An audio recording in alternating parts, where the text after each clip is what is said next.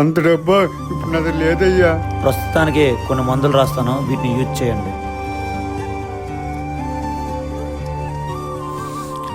ఈ మందులు వాడండి, కానీ ఎప్పటికైనా ప్రాబ్లం అవుద్ది, ఆపరేషన్ పడుతుంది.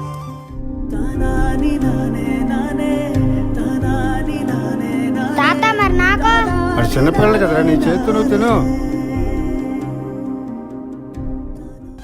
ఆడైతే చిన్నోడు, నేనైతే పెద్దోడ్నా. తిన్నానా? తిను.